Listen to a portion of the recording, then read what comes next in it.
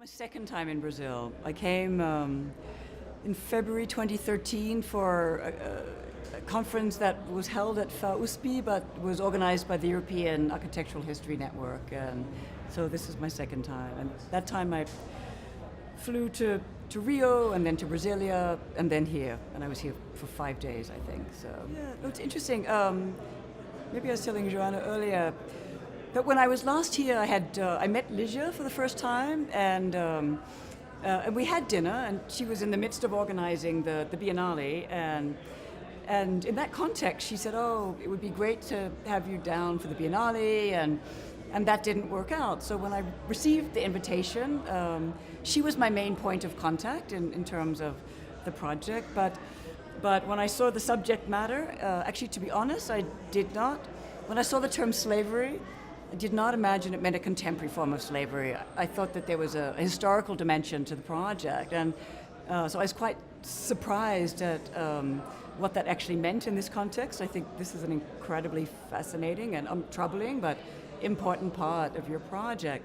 But the counterculture question and Foucault's whole discourse on the pastoral and the governance of self and the governance of others is been very much key to my own thinking. So I picked up on that immediately, along with, if I'm right, the project is also framed through questions of migration, and so there's many of the coordinates of the project intersect with the outlaw territories research. I mean, it doesn't overlap directly, but I think there's some interesting points of intersection, and they asked me, Carol and Ligia asked me actually to talk about the Outlaw Territories book specifically. So the invitation came as I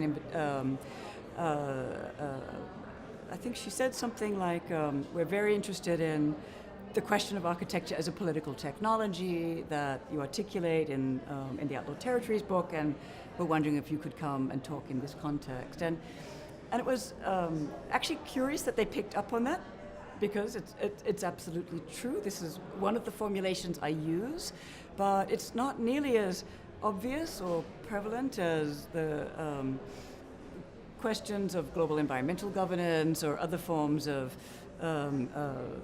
what I mentioned as environmentality last time, coming out of Foucault's work from the late 1970s, and actually even in slightly earlier books, but coming out of the lectures of the Collège de France. So I was very happy to receive the invitation, and very interested to see exactly to learn more about what your project was, So I mean, I don't profess to know much about the Brazilian context, and I did understand that a lot of the other speakers would be speaking more specifically to this context, but I hope that what I do intersects in a way that offers certain conceptual formations, or so. And I think this is why I imagine they invited me, because Brazil is not a big coordinate in the book. So I think for me, last night being pushed around this question of what it was that I do as a historian and its relationship to the contemporary it's something I think about all the time, but it was, I think, the way I felt like it touched down in your question, and actually also in the question from the Chilean question around land reform issues. And so for me, these are certainly ongoing directions for me to think about, and maybe I know this is not exactly your question, but it did strike me that perhaps I need to sort of desublimate those claims more in what I do, yes, because for me they're very evident, but to the degree that those questions still need to be asked, I think it was a good reminder, to make that type of claim somewhat more overtly. And so I think, well, again, I mentioned in answering Peggy Dima's question that some of my key stakes, my critical stakes, were very closely related to a type of critical reconstruction of my field. But as I opened my talk last night, I also want to insist that I mean, I'm not giving you a good example, but I will tell you where my work is going. I mean, it's a little bit, doesn't so much relate to, well, maybe it does relate to this question. One of the bodies of research I'm pursuing, I mean, I have 3 different pieces of research, but one of them relates to what was a very early urban commune in Northern California, and that was, again, supposed to be alternative in the sense of read in as a sort of continuation of the back to the land communes and all of these sorts of alternative practices that, again, were claimed to be radical. And what interested me, again, the narrative goes something like when the US invaded Cambodia, this group of computer programmers at Berkeley decided they could no longer stay, and they joined this urban commune, but they managed somehow to get this very expensive piece of computer equipment into this urban commune. That was a commune of architects and designers and video artists, and in that context, very quickly the commune changed from being a type of space for genuine counterconducts into this version of policing that really is a rather sort of haunting story vis-a-vis contemporary forms of online networking and this sort of extraction of data. So, I mean, what I'm trying to get at with that work is a more significant type of argument about the distinctions between alternative practices and counter practices. So alternative, of course, is a idea that, the meaning of alternative means, one of many alternatives, or alternating like electricity, or it suggests a type of choice, yeah? But to be counter is to oppose, yeah? To actively refuse, to try and speak back in a way that dismantles existing forms of power. I know I'm avoiding your question around the contemporary, but for me, in terms of the sorts of arguments I can make as a scholar, I think this is an important one, and this is one of these things that is rarely spoken of. Yeah, people assume that to be alternative is to be radical or is to be leftist, but we know. From the right as well. The right poses more alternatives than the left. This was the basis of your question, and to be counter is a very different gesture. Yeah, and this is not exactly what Foucault was talking about in regard to counterconducts, but I think it does add another layer as to why the language of countering is an important language to bring to the table, so to speak, and to. So in regard to the Brazilian context, I will say, the first time I gave versions of the material that I presented today was in Argentina, and around the Habitat Conference, and I presented it as a Latin American project, and as the book developed, it ceased to be a Latin American project and became a type of world project, and I was thinking, actually flying down here, that there's maybe a lot of potentials also there, but I don't have the languages to, I don't have Spanish, I don't have Portuguese, and so to this, in this way I'm a sort of interloper. I also don't have Tagalog or any indigenous Filipino languages either, but I was approaching that material, from the perspective of this type of cynical apparatus of the exhibition and the competition, and trying to put pressure from that side, from the side of the type of blindness of the North American attitude, the North American attitude that fails to distinguish between aid and war, in effect. So I will say something like this. I think certainly, I would like to bring in more specificity, but I don't have a good example, which is why I skirted your question and and explained where my research was going in terms of other types of allegories of the present, in terms of the types of blindnesses to the forms of operation of power, and the misrecognition of certain practices as radical when in fact they're tending towards some of the most conservative forms of controlling subjects or producing normative subjects. And so, but I don't have a good let's say example of I would like to work on this in the context of Sao Paulo. I don't have that, but it's a good question. It's another type of tension, but between those.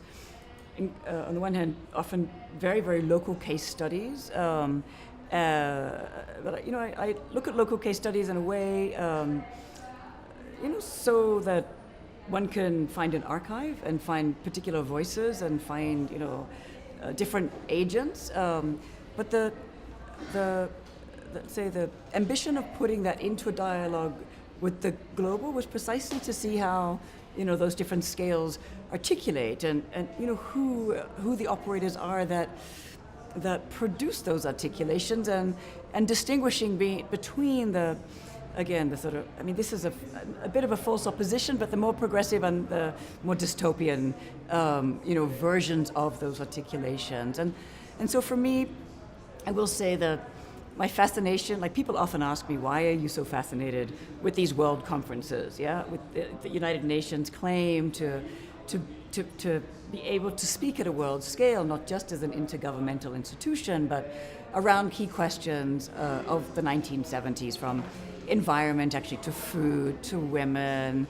This was the series of conferences, and they actually ended in the Habitat Conference. That conference failed to produce a consensus, precisely because of voices from the Global South coming out of the Group of 77 and the non-aligned movement that, of course, recognized the degree to which this consensus was in the interests of the so-called Global North, largely Europe and North America. And so, in a way, I'm sort of cheating a little bit by saying, okay, the way I can make this articulation is precisely through these world conferences where we have this meeting of protagonists from different parts of the world, because it's already not an even playing field, but also all those unevennesses are exactly what is being debated in this context. And so that's when I work at a world scale, I can't just work at a world scale, because you can't know everything. So I use these as a sort of platform, in the same way that I use the Ford Foundation, which had these global ambitions. And so we find Kevin Roach, the architect, saying, the person working over here on India can look across the interior garden and look at somebody working on Africa and know that we're solving the world's problems, which of course they weren't. They were finding ways of basically facilitating American multinational corporations to have access to these other parts of the world. Yeah?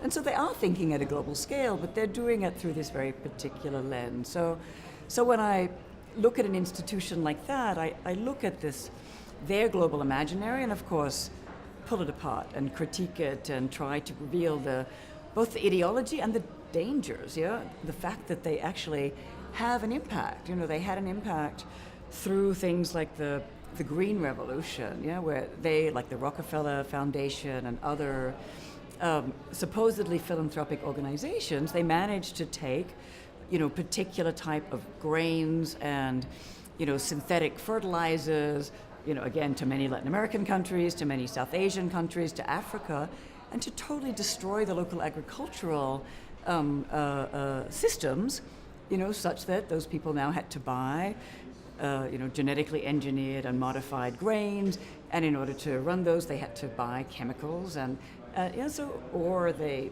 also provided, again, I do know a little bit about the Colombian context, and that was exactly an example of taking actually often Canadian tractors and things, and forcing these, like giving these countries aid, forcing them to buy into a type of form of modernity that, of course, produced a dependency. We all know these stories, these old stories, but for me, looking at the architecture that embodied that imagination is a way to think at the local scale of this little interior conditioned environment that Kevin Roach designed, and the way in which it maps, these very pernicious global imaginaries. So the UN does that for me, the Ford Foundation does that for me, and MIT, does it in a different way because they were key agents of the American military-industrial, academic complex. They were key agents imagining how to control insurgencies worldwide.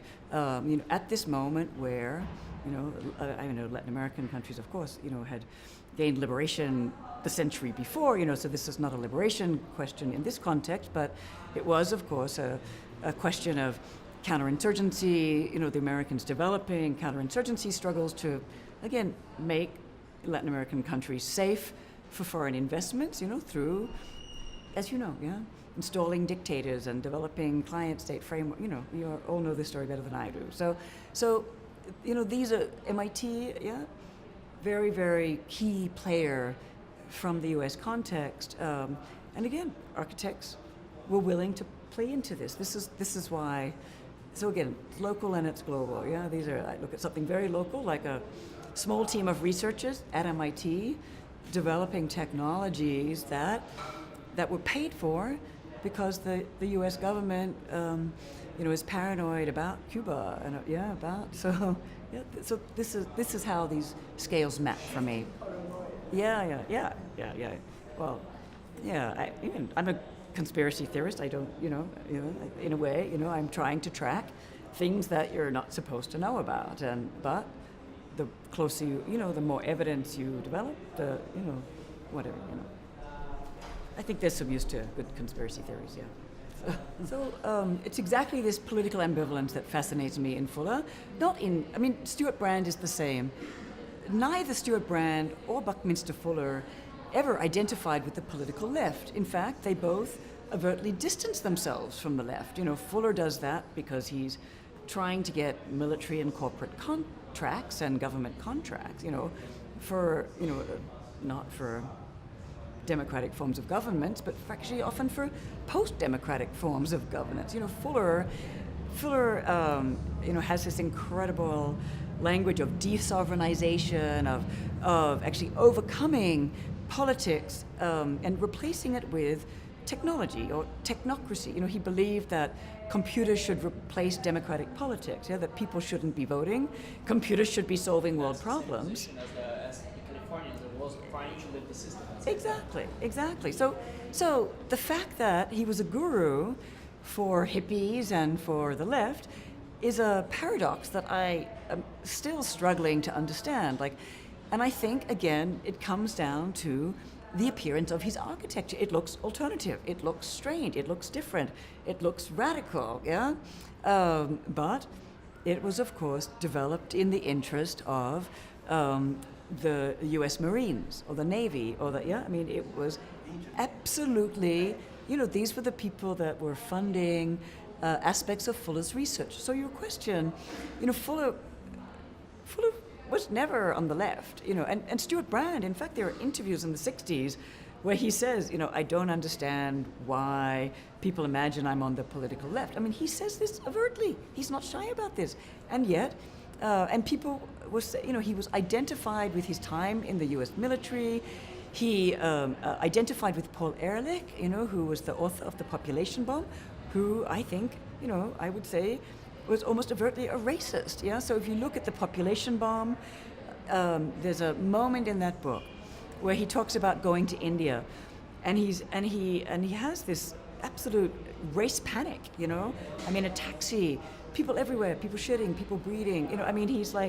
He's terrified at the idea of population growth in the developing world, and comes back and writes this Malthusian claim about forced sterilization, and people thought this was good for the environment. It's like, what? And this was Stuart Brand's teacher. He identified with him, he supported him, he encouraged this. This was Fuller, Fuller also, Fuller's a little bit different, but Fuller recognized the usefulness of the counterculture, identifying with him and picking up on his alternative shapes and forms. And Fuller loved the sort of attention he got from, youth and from the counterculture. But, he never, I would challenge you to find Fuller making a leftist political claim. I don't think he will do that, yeah? Again, he was savvy, and he understood the media value, yeah, of having this whole part of American culture and largely, ultimately, a more global culture. Think his work was radical, but so it is alternative in some of its technology. It's alternative in some of its understandings of governance. Yeah, it's alternative in all these ways, but none of these ways are radical. Yeah, radical in the leftist sense. They are radical in the true sense of the world of changing things at their roots. But yeah, so to me, in a funny way, my question is, how is it that these characters have had 6 or 7 decades of a reception that imagines that they are, somehow affiliated with the left? Like, how did that happen? That's what strikes me as curious. Not that I would be fascinated by this ambivalence and how it operates and whose interests it serves, but that there was ever, a reason. And take something like the Whole Earth Catalog, as you know, absolutely the Bible of the counterculture, of the Back to the Land movement, of hippie culture, and but again, if you look a little bit more closely, it was a type of libertarian and survivalist idea more than it was a radical leftist idea, yeah. And so, look at what's actually in those pages, and in addition to how to make your own teepee, are all of these other technologies and discourses that are, much more complicated in their political valences, and I do make distinctions between cynical uses of something like appropriate technology and actually politicized ones. So the alternative technology exhibition at the Moderna Museet in Stockholm in 1972 understood that they needed to put these technologies back into their social and political context to understand their political valence. Yeah, they were adamant about that, and and they were considered naive because, of course, we all know how difficult it is to actually make structural changes, but they believed, nevertheless, that it was important to produce images of structural change and to identify, again, the sort of apparatus through which that might take place. So I do, I will say there are more sort of dystopian stories in my book than there are, successful utopian moments. And so to that degree, I wish I had written a happier book, but I didn't, and it's much more difficult to find these stories, and but I'm not trying to damn something like alternative technology. I'm trying to identify moments when it's put to politically progressive uses, and moments when, like the sort of alternative aesthetic of the NGO section of the Habitat Forum in Vancouver in 1976. So they used indigenous graphics, and they used recycled wood, and they produced this like theatrical version of hippie environment that had ceased to be understood within the left as radical in 1969. So in 1976, they were just like spectacles.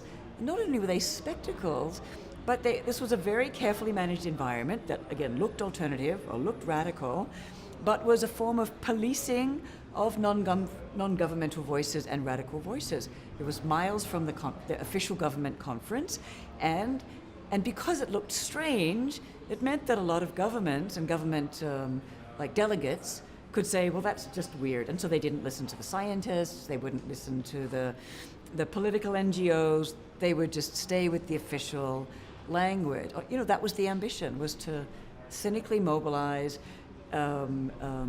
installations of appropriate technology. And so again, I'm not always saying that the people that were exhibiting appropriate technology was stupid. I'm saying that they bought into a scenario in which they were fundamentally marginalized and made to look a little bit silly, yeah? Or, yeah, they were made to look unimportant, yeah? And so yeah, this is the ambivalence that really fascinates me. Like, how was it that the UN, the UN, the United Nations, is performing this type of structural ambivalence, is mobilizing what? So in Stockholm, there was the group that Stuart Brand bought that was really marginalized, and then there was a much more official conference for non-governmental organizations. And in Vancouver, they just collapsed the two of these, and so that the scientists and the more important discussions now just looked like the hippies. Yeah, that's sort of what they did, and very clever. And so this is what I'm interested in. And so again, it's not to say that there weren't moments of counter-conducts or counter-discourses, of forms of countering official narratives in those spaces. There were. But the government, the UN had learned how to defang them, how to remove their fangs, and make them structurally irrelevant. Yeah, that's what I'm looking at, and I'm also trying to remind people who, let's say, too easily appropriate the aesthetics of 1960s protests, that they also need to pay attention not just to the appearance and the language of protest, but to the ways in which that type of protest is captured in this machinery, again, not always to productive ends. And so, these are when I use the cautionary tales, maybe they're not cautionary tales, they're more like maps, like how do you develop a map of the successes and the failures, such that the failures become, equally events to learn from, So one doesn't repeat them, and so one can begin to try and ask, how are those forms of capture operating today? How are those more cynical forms of capturing, well-meaning initiatives operating today? And this is the ethos of the project. And so your question is a good one, but where is I challenge you to say, where is Buckminster Fuller actually making a radical claim? Like, where is it operating not just as a type of anti-government libertarianism, or even anti-democratic government libertarianism? Like, where is that? That's not what Fuller was trying to do. He was trying to get rid of government. He claimed that government and politics was the cause of war. Politics, occasionally yes, but often no. Often he didn't want political solutions. He wanted technical solutions, so figures like him would have the answers, not citizens, not political activists. This is what's going on.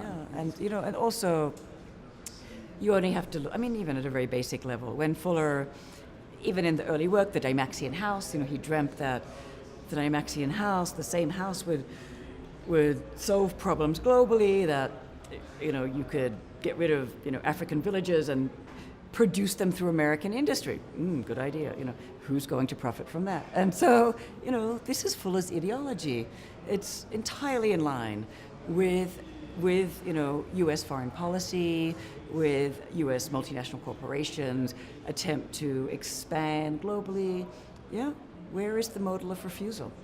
That's what I'm asking. So, yes. So for me, Marie Strong answers the question of why. Actually, here we go. Here's a Brazilian connection. Why 20 years later in the Rio summit in 1992 were all the questions raised in Stockholm not yet answered? And Marie Strong is the answer, because Marie Strong, wealthy Canadian oil man, who then was in charge of Canada's external aid, to the developing world. So he made millions of dollars in the petroleum industry. He then goes into aid.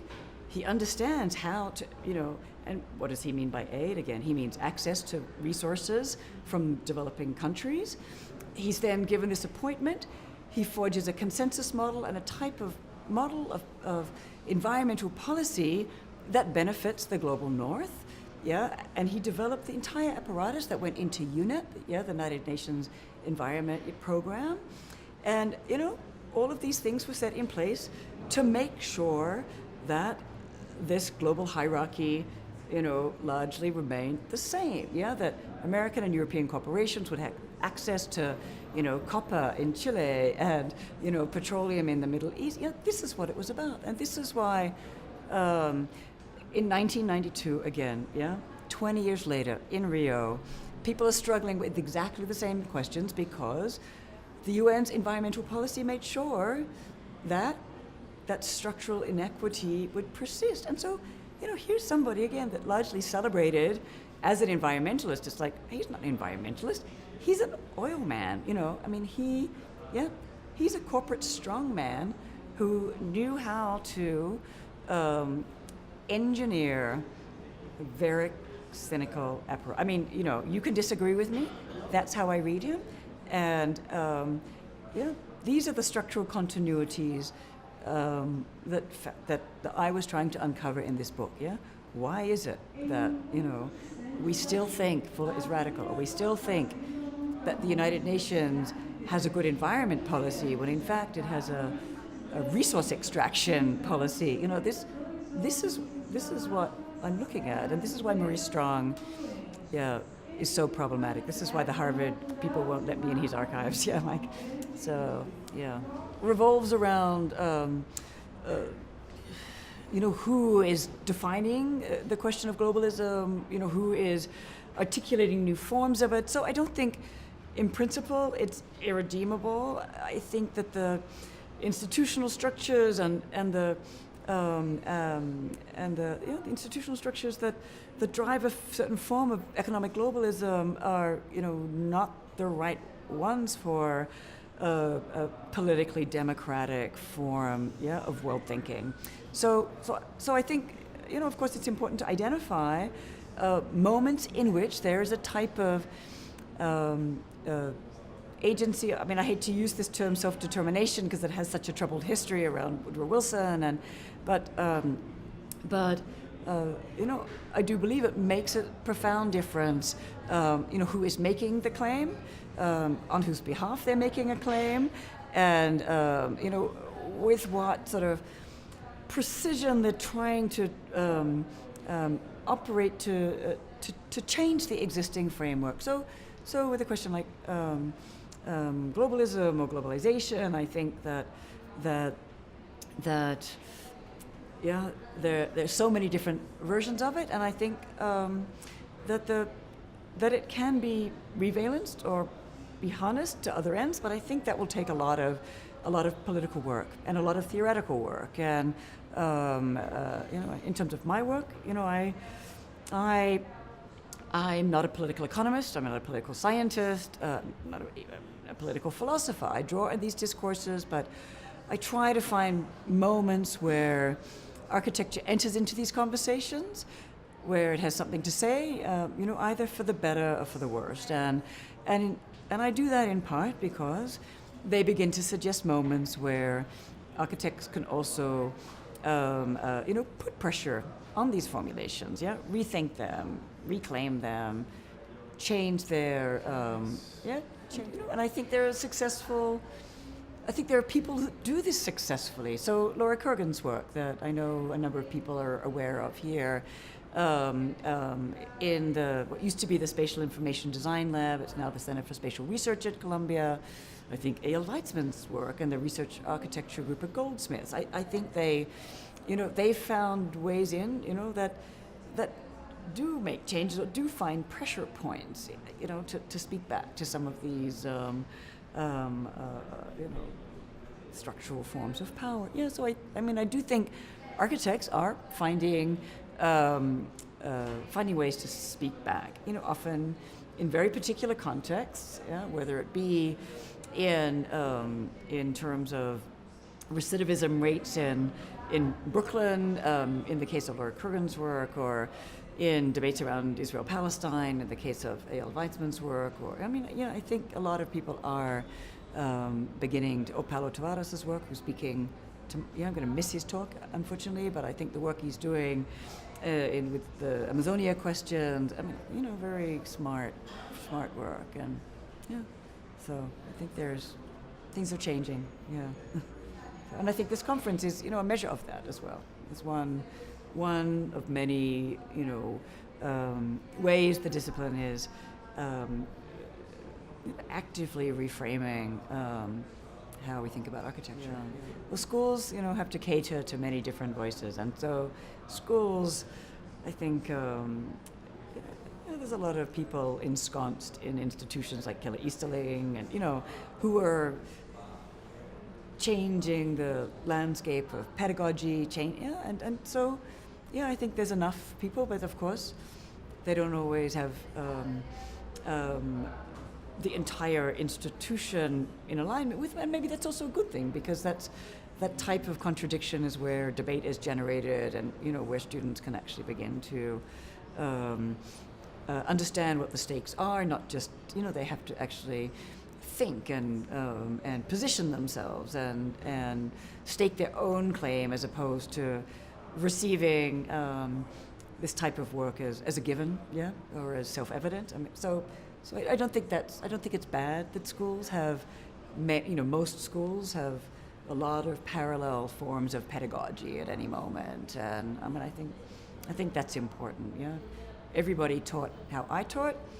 I don't know that that's necessarily the best way for the profession to advance. I think that could be a bit risky.